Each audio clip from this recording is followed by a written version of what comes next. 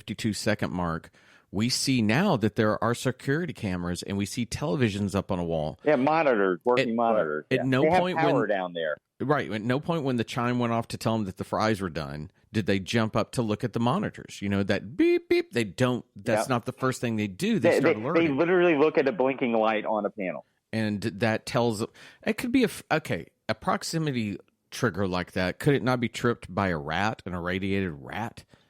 Well, yeah, anything. Well, where it was. Yeah, what are they eating? A human, because it was like by their shoulders the panel went off. So a rat's not going to trip it. Okay, but you also don't know that little thing could be sending out a blast of a trigger, and I think that you could. I think you could have something interesting if it went off in that sector. It goes off all the time. It's the rats. If they had said that kind of thing, then maybe that's interesting. But I don't. Why didn't you look at the monitors?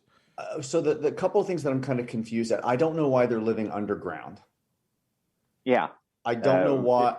Yeah, the apes and humans have built a city, a tree fort or whatever, but these mutants have decided to live in a radiated city.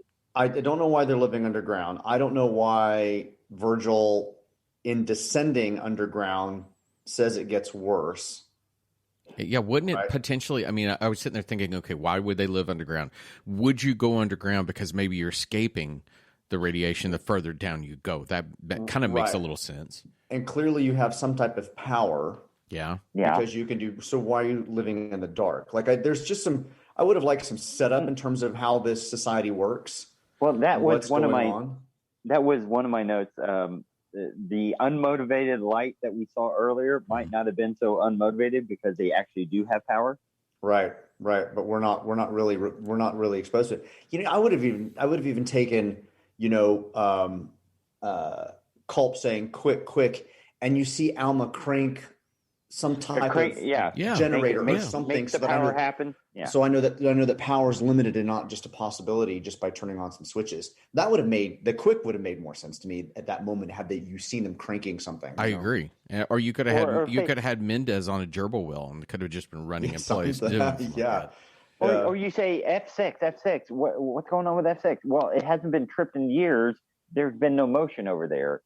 It's got to be something that trips it besides power. A Culp having to explain to Mendez that the entry is locked to this area makes no sense because our guys just kind of walked. Our team just kind of walked through a hole. We're just stumbling around trying to find the archives. Everything's 2 blocks from everywhere. Yeah. Well, by the way, he was supposed to say 1 block this way for 1 and 2 blocks for the other. McDonald's is 2 blocks this way and 2 blocks that way. So everything's 2 blocks. Everything's 2 blocks. So, as we get toward the end of the minute, I do want to tease, and we'll get a bit more of a payoff for tomorrow. But now I understand why Tim Burton thought he could direct an Apes film, because they walk past an area that says archive section. If that was never more Tim Burton-esque, where it's just big sign there, archive, and the fact that it's a little rusted looking, but nothing in the blast and all the shit has knocked one of those letters off. Oh my god, the absurdity of that alone. And when I got to that moment in here, I thought, oh shit, we still have 1 more minute for this. Were you waiting for a little Danny Elfman sting? Yeah, when that happened.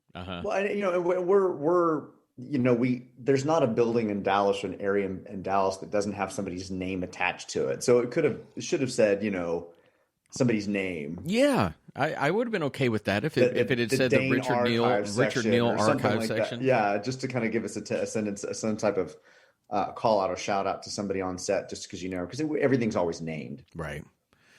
All right. Has anybody got anything else for minute 29? A street in Fort Worth is named after one of JJ's relatives. There we go.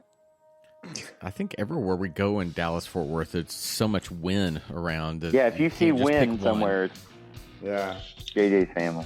All right, that's minute 29, and I know that this probably potentially feels like we're blasting this film even more than we have ones in the past, but this one does almost feel like a TV special more than it does a movie, at least in my opinion. Yeah. It does feel like a TV special. Yeah. And it's not a very good after-school special. So. But it's got monkeys, and I like monkeys. Monkey. All right. We'll be back tomorrow, minute 30. Everyone have a great day. Bye.